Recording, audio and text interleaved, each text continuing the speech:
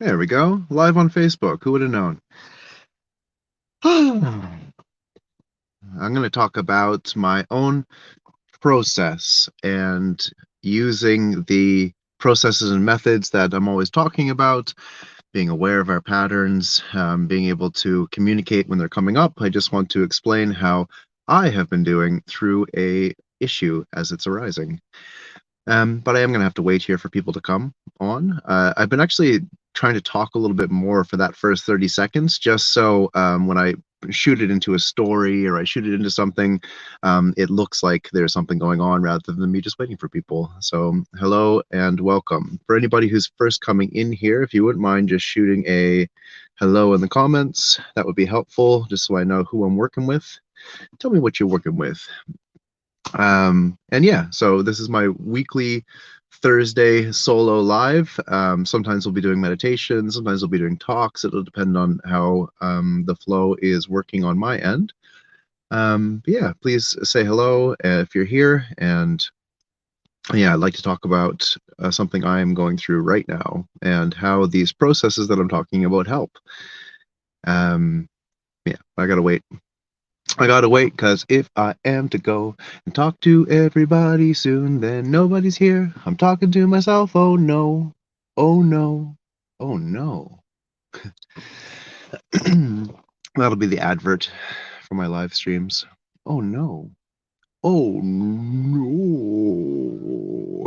Hello, Lena. I see a couple people coming on in here. Again, if you could shoot a hello just to let me know what's going on, that would be super helpful. And I'm looking forward to talking about this because this is something that is, again, slightly hard for me to speak about, and as all patterns are. That's the thing about internal patterns, is they're often hard to talk about. They wouldn't really be able to stick around as long unless there was also some form of avoidance on the inside. And that's why I'm trying to be as open as possible about it. All right, I see 5 people in here, so I'm just going to shoot off. So the other day, you might have seen pictures from a beautiful party where Lily and I were dressed up, and Juppy was dressed up as a dragon, and it was an amazing, conversation, or amazing time. I'm so sorry. Fuck. Oh, it was an amazing time. We had a great time, and at the very, very end, Jupiter put a old garden post in his mouth and cut open the under of his tongue. Hey, Mel, how you doing? And that was really fucked up, and it looked like it really hurt. And then now, over the course of a few days, it's become infected, and the poor boy is having trouble even opening his own mouth. It's amazing to see what joy and resilience he is bringing to the table through this. As in general, honestly, he's just being so fucking cool and laughing and playing all the same games he would, except not even opening his own mouth because it hurts so much. And that has, when he first got hurt, we were actually scared for tetanus, as he hadn't had his tetanus shots at that point. He does now. We brought him in to get his shots after he did this, because it was like a rusty, dirt covered piece of metal. I mean, what could be a worse combination for a baby to put in their mouth, let alone get cut open? So that all happened, and and over the last few days, he's been waking up at night really, really upset. And I can only surmise, because he's not really upset during the day. He's just not talking during the day, or not drinking. He's not able to drink water. If he has water or juice, drinks it, and then he gets really, really, and he starts to almost cry. So it's been really, really difficult for my heart, seeing my son in such a hard state. And in the middle of the nights, he's been waking up and not wanting boopy from Lily or anything, just like literally just crying. And it's been so rough, to the point where we had to take him to the doctor last night because it's getting worse. We thought, okay, it's a tongue apparently is one of the fastest healing parts of the body. So we were like, okay, cool. Well, hopefully over the next few days, it's going to settle out. We got his tetanus shot, so we have to make sure everything is covered. And it's just getting worse. And that experience, again, of helplessness not only is incredibly hard, but it also triggers off some very deep stuff inside of me. For those who know me well, will know that my youngest brother, John Ross, was in a car accident. He was hit by a car when he was 2 years old, and a lifelong saga of dealing with the feelings and emotions that come with that. And now having my own son, oftentimes in these situations, those same triggers get re-brought up. And specifically in this case, it's the feeling of helplessness of I see that my son is in incredible pain and there's nothing that I can do. Now there is something I can do. We went to the doctor, we got antibiotics.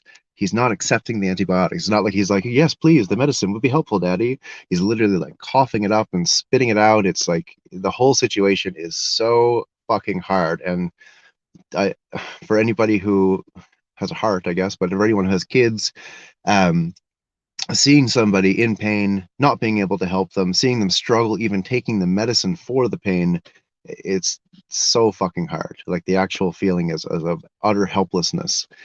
Now, for me, having these triggers in my strong triggers from my past around my little brother and the helplessness that I felt around his injury and illness, um, this has been coming back up over the last few days. And when we didn't know what was going on, it was kind of like niggling. And then when we finally manifest, okay, this is what's going on, the feeling is like, oh, like I've just right in the heart. But over the last few days, I've noticed a sense of numbness in my heart that is uncharacteristic of this time in my life, because a lot of times I'm around so many situations. Um, I'm, I have so many situations where, um, sorry, I just got distracted. I just read a comment, which is awesome. I just have to keep on focus here for a second, and I'll come back to the comments soon. Um, because I have so many situations where it's my heart needs to be open. I'm around my family. I'm around people that I love, and I also know that I have a propensity towards shutting down in times of fear, in times of pain, in times of pressure. I have a tendency to shut down. That's where I sit. And over the last few days, my heart has been numb. And it's been almost remarkable to see. I'm like, wow, that's interesting. I fucking can't feel anything here right now. And in because the feeling is, what if this is something really bad? What if this is something that can't be fixed? What if this is, and it's like my anxiety comes up, and then the response to the anxiety is a shutting down of the heart or a numbness or a void in that area. And again, being a person with a fairly vivacious heart and an understanding of my own feelings and stuff, it was remarkably different. I was like, oh, there, it's remarkably different. Now I'm starting to feel numb. Now the thing is in the past, I feel like what I would have done is some sort of self-destructive behavior. I don't know what exactly it is, maybe a binge or the destruction of my own relationships or whatever it is. You know, that has always been a subconscious response to pain, is almost to, it's like, wow, I'm feeling pain. Let's make it all worse. Sounds counterintuitive, but that is just the the nature of these subconscious and these deeper patterns. Um, so it's interesting because having felt that numbness, it was neat at where I'm at right now. I was able to communicate it fairly clearly to Lily. Hey, darling, just to let you know, I'm feeling numb in my heart. I'm feeling unsensitive. I'm feeling untuned to the situation and to you right now. Luckily, Lily is a person who did not take that personally. And I'm sure, again, if it wasn't communicated, though, and time went on and that numbness persisted and I wasn't able to be aware of it or express it, then the chances of that becoming a bigger problem or having Lily maybe feel, oh no, what's wrong with Josh? Maybe he doesn't love me anymore, or whatever it is, whatever we think when these things happen, is lessened because by communicating that this is what's happening, now it's out in the open. I'm going through a dissociation. I'm going through a numbness. I'm going through a disconnection inside of myself. Um, and being able to express that so clearly has been incredibly helpful, as then there's no guessing as to why there is emotional distance, or there's no guessing as to why there is even aversion at times, as when I'm feeling these things, I also want to be by myself. Um, and yeah, so going through this all conscientiously and communicating it as clearly as possible has been incredibly helpful, and that's what I'm rolling out courses here on and everything, is that there's power in communication, even in expressing disempowering things. There is power in doing so. And that's the irony, right? A good example of this is there's almost nothing more powerful than saying to your partner or close friends, I'm feeling insecure right now. But you'd think, again, it's like, no, no, no, we don't want to feel insecure. We want to feel happy. We want to feel secure. We want to feel great. So the thought is, okay, well, maybe again, in a lot of things, it's like, maybe I'll just convince myself that and convince other people, I feel great. I feel happy. I feel fine. However, in not acknowledging the present moment of what's actually happening, that can create blind spots, and it can create the soil, I guess you could say, for self-destructive behaviors. So it's interesting because in this situation where my son is, of course, going to be fine. That's the truth, like he's going to be fine. He's going to take this medicine, whether we have to force it down his fucking throat or not. He's going to take this medicine. It's going to work. He's going to feel fine. I know that. I know that logically. But the truth is, for me and who I am, and a desire of authenticity, with a desire to communicate things as truthfully and as in realness as possible, it's actually been really helpful. Instead of being like, well, on the bright side, everything's going to be okay. It's actually been like, ooh, I feel, because I'm going into my own body and I'm saying, I feel pain right now. I feel void right now. I feel detached right now. By owning that, it's funny because even in expressing that, I found that my heart came back. It was almost through the expression that I was not able to feel my heart that my heart would come back. It did come back yesterday. I went through that process. I'm still wavering right now. I still feel pain coming on and off. I still feel heartache and heart sick. I still have images in my mind of Jupiter crying last night while we were putting the syringe in his mouth to get the antibiotics in. Um, but it doesn't feel like an unconscious process, and it doesn't feel like a self-destructive behavior. It feels like being real and honest with what's going on, communicating that as clearly as I possibly can to the people that are around me, and then dealing with things in their own time. So rather than trying to rush or push the process, because we are a culture where if we know there's an end goal, we just want to shoot straight to that end goal. So let's say the end goal in this situation is that every positive outlook, because Jupiter is fine, because everything's going to be fine, because I love my son and my son loves me, and we're a family that's happy. That's the end result. But if I focus on that, which is possible, again, this is what the law of attraction would say. This is what almost everyone says, is all we need to do is just focus on the good part, focus on the positive part. To me, to some extent, that's actually a bit of gaslighting. And that's like gaslighting oneself and perhaps gaslighting others, but gaslighting oneself to think I should feel a certain way rather than I do feel a certain way. Now, the truth is, through the acknowledgement of feelings, now there is also a thing called, what's it called? Where you exasperate a story. So it is possible to sit there and start to get real down and be like, oh, everything's fucked and everything's going to keep getting fucked. It is possible to create a bigger story and a bigger emotion out of that. That's obviously to be avoided too. But if we have either an aversion, so I'm blind to it, I'm not able to even acknowledge at all how I feel because it feels so hard, I don't even want to look at it. Or if we're having a completely bright and sunny outlook and ignoring those feelings, both of those things will take us off track from a natural processing. A lot of times people say that about forgiveness too, because we know that it feels better to forgive. When we forgive somebody for the hurt that they've done, it feels better on the inside. You go, and it's like a weight's lifted off my shoulders, even though I'm forgiving someone else for the way that they hurt me. But there is a tendency, again, in our culture to rush the processes, to push them to the end. If we know that there's something that is like more interesting or better, objectively better, subjectively better, then we want to rush to that goal as fast as possible. Well, I'm here to say that we have time. And there's no problem taking the time to processing what we're actually feeling and going through a natural healing process. And that is, again, what I'm in the middle of doing. Now, of course, again, I know that Jupiter's going to be okay. I know that when he stabbed his tongue, that was a part of his exploration. That was a part of him learning what to do and what not to do. He's probably going to be a little more careful with rusty garden poles going forward. So this is his life experience, and there was consequences to a particular action, and now there is a remedy that's coming through in the form of antibiotics in order to help him in order to help him heal. But That all being said, I also feel sad, and I also feel hurt, and I also feel scared inside of my body. And I personally feel that there is more power in being honest about our processes and going through them, knowing I can't live here. I'm not going to live here in fear and sadness. That's not going to work. But being able to process things and allow for the time that it needs in order to unravel itself. There's something very, very powerful in that.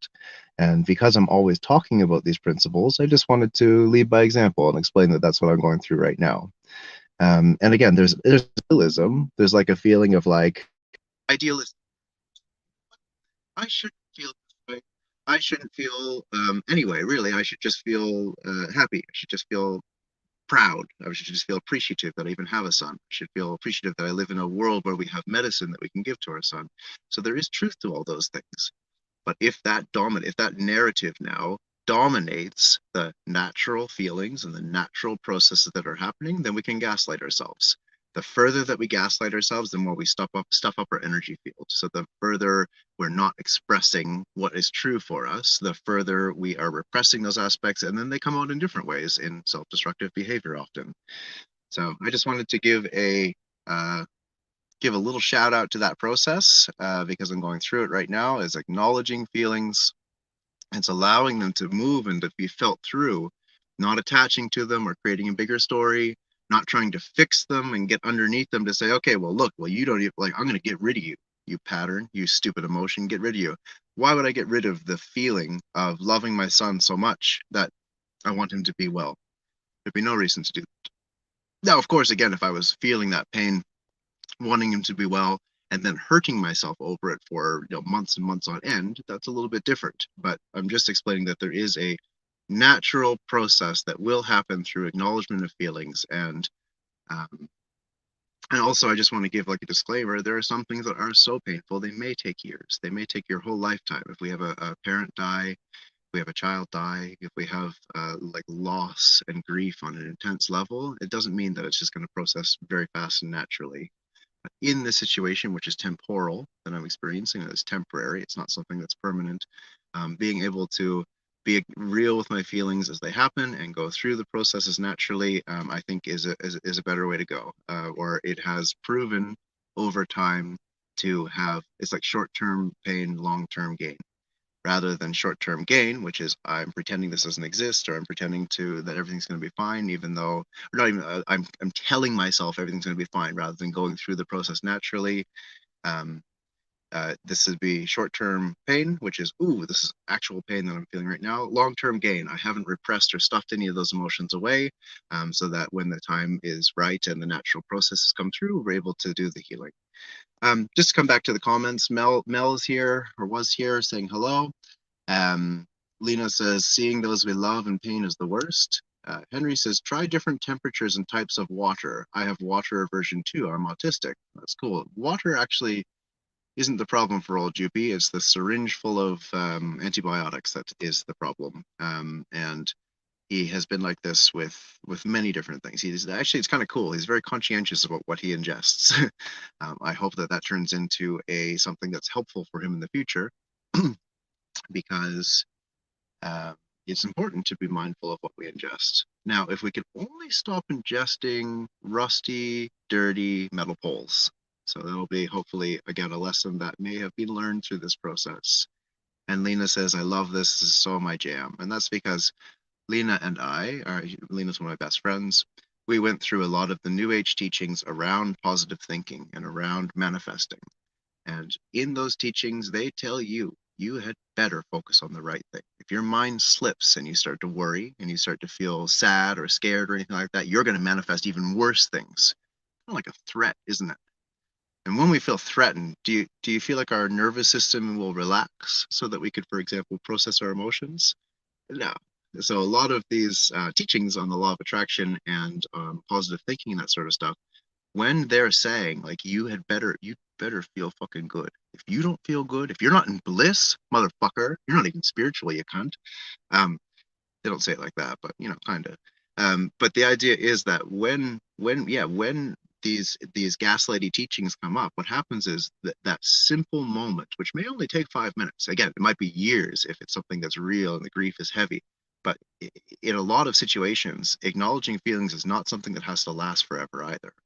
And in these teachings where we're encouraged to move away from our feelings and what we're up to, um, it is possible to create longer term damage through the suppression of emotions, through the disacknowledgement or the unacknowledgement of our truth, through not like our throat chakra closing because we're not expressing how we're feeling, through our stomach contracting because I almost feel shame. I shouldn't feel anything like this. I'm gonna manifest it. If I feel this pain, I'm gonna manifest it more. Is the feeling, and in my opinion, that is a form of, again, spiritual gaslighting. And being able to acknowledge pain is not the same thing as being attached to pain and emphasizing it and making huge stories out of it either. And this is where that teaching was trying the original teaching of the law of attraction is, if you sit around griping about your life and you're just like, this is shit, and this is shit, and this is shit, and that's all we're doing, that will eventually start to hurt us because we're not moving out of those patterns. We're not moving out of those perceptions and therefore recreating the same issues over and over again. So the teaching of the law of attraction and of positive thinking was to get people out of those things. However, because humans be human, then we took those beliefs. I did this myself very strongly, and this is what me and Lena were talking about. Is like uh, we tend to take these new teachings and then apply them in a way that is absolutely dogmatic and absolutely inflexible.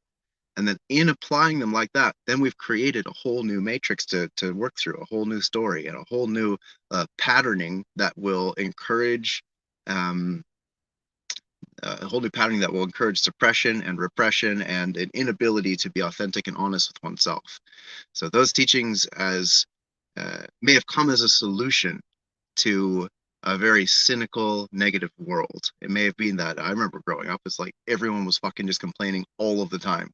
That's not good. You don't want to complain all the fucking time, and it will make your body sick if you're complaining all the time. That is very possible. It's very interesting ground to make you sick.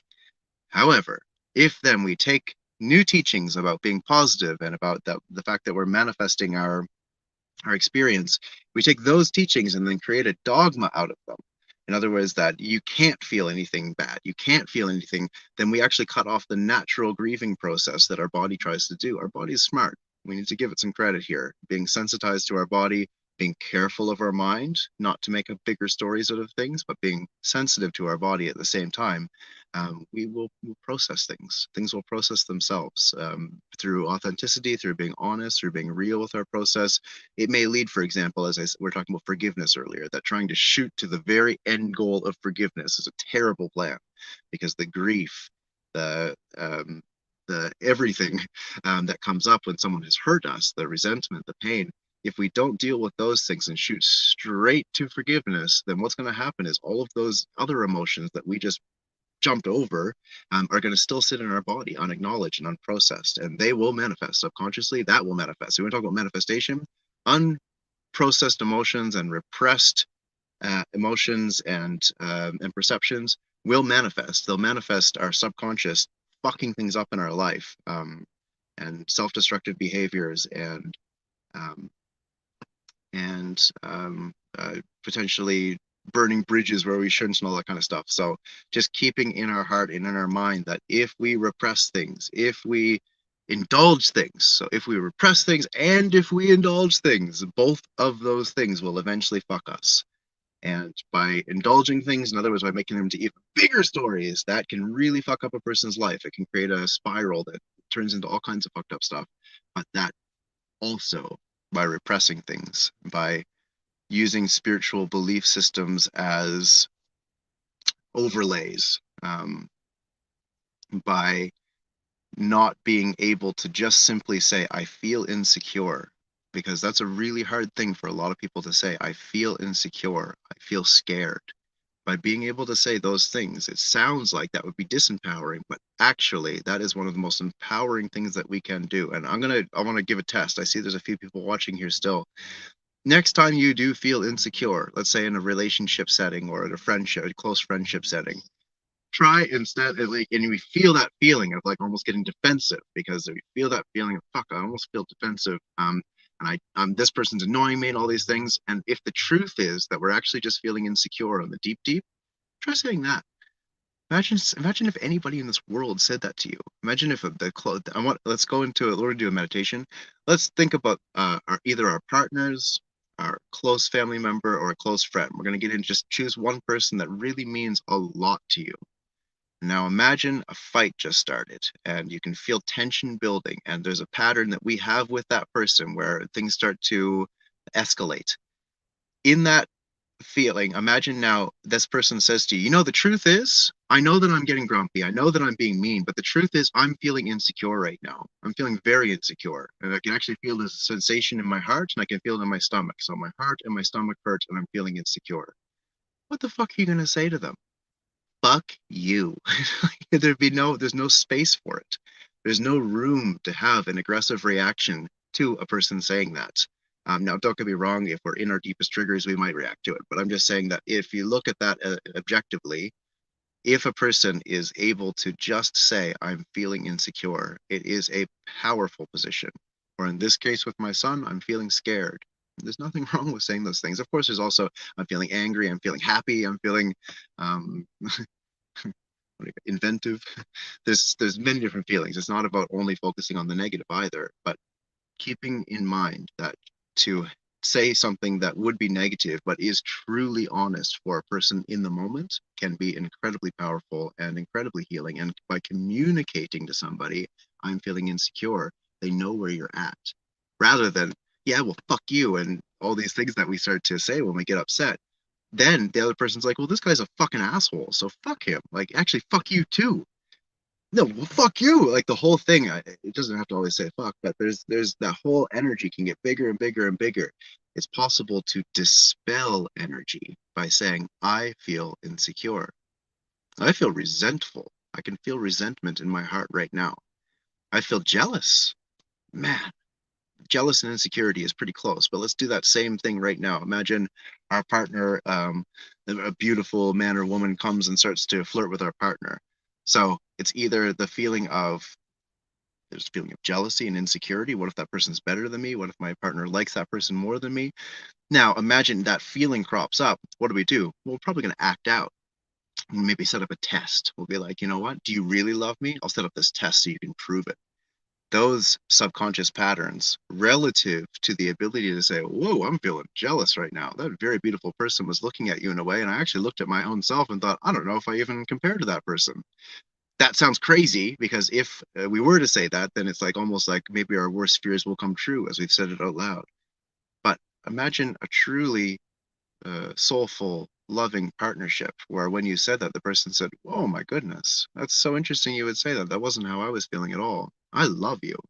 The healing that would come in just that one exchange, the healing that would come is probably greater than almost anything else. That probably greater than the biggest what do you call them, shows of buying a big gift or whatever. I have a feeling that that would be much more powerful and much more healing, just to be accepted and loved in our insecurity, accepted and loved in our jealousy, because we didn't act out of that insecurity, because we didn't act out of that jealousy. Then there is space and room for a process to happen, a release of some sort to happen. There is a difference. I'm going to end this real soon. I was only planning to go for half an hour. We're coming up to that point.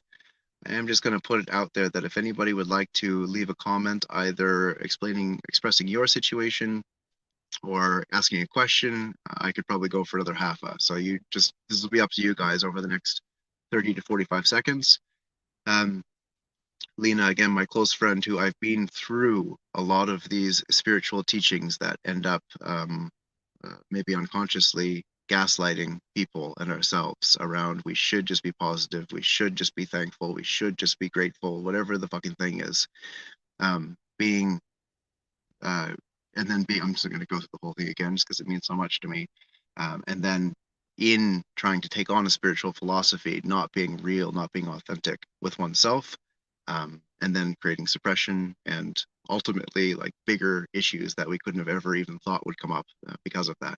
So my friend Lena said, "Amazing, thank you. I was super grumpy before watching this. I'm feeling much better because I let myself be sad, and now I feel cool again. For now." Exactly. And for now is the key there too, because again, we crave answers that are finalized. As humans, we crave a dogma. We want a dogma so fucking badly. We would kill for a dogma that said, "Now I'm cool forever." But what Lena said was, "Now I'm cool again for now." That to me is a reasonable way to approach the situation. Because what that says is right now I'm feeling good, but I'm prepared. Likely I'm going to go through something negative later, and then that's not going to last either. I'm prepared. Then it's going to be a nice time. And the ability to cycle through emotions. I've told this story so many times, but one day when I was in India, I was doing a course at a tantric school, and we sat across from each other and we just simply said, "How do you feel?" Every, let's say, 1 minute. How do you feel? And because it was a spiritual course, people were like, "I feel alive. I feel blissful. I feel oneness." They all said that the first two, maybe even three times.